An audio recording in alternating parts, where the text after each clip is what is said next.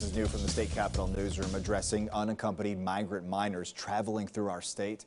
Well, today an all-Republican committee on refugee issues, they met, and they're trying to put a stop to it. Capitol newsroom reporter Gerald Harris spoke to lawmakers. And June 18th, 2021, the Joint Study Committee on Refugee Issues will come to order. Madam Clerk, please call the roll of the House and Senate. It's an all-Republican, all-white, mostly male committee ordered by Speaker of the House Cameron Sexton and Lieutenant Governor Randy McNally to look at the number of migrant children permanently being moved to and through Tennessee.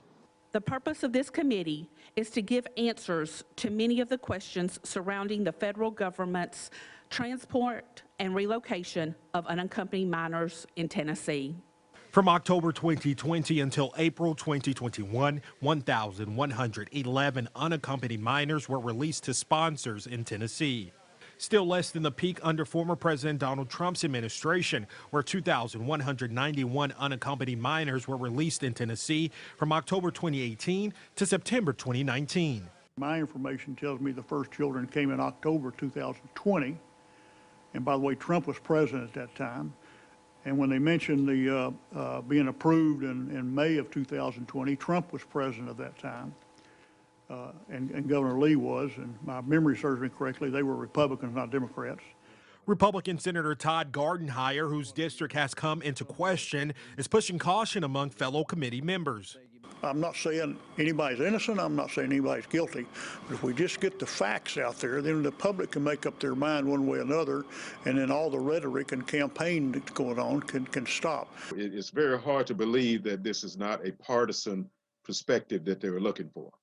Democrats say the Joint Work Study Committee is purely politics with an end goal of helping drive specific narratives. When we talk about what their end goals might be, I have to take into consideration that, again, there's no diversity in reality on that committee. And it appears, since it's been years, this has been going on, but now they want to talk about it, that they want to tarnish anything that the new administration, the Biden administration, might be doing. The next committee meeting is tentatively scheduled for July 13th, where witnesses are expected to be questioned by the Republican lawmakers. We are adjourned. In Nashville, Gerald Harris, News 2. Lisa Sherman Nicholas of the Immigrant and Refugee Rights Coalition released a statement that reads in part, "We look forward to working with the committee to clarify any misinformation and ensure that every child on American soil is treated with dignity and compassion."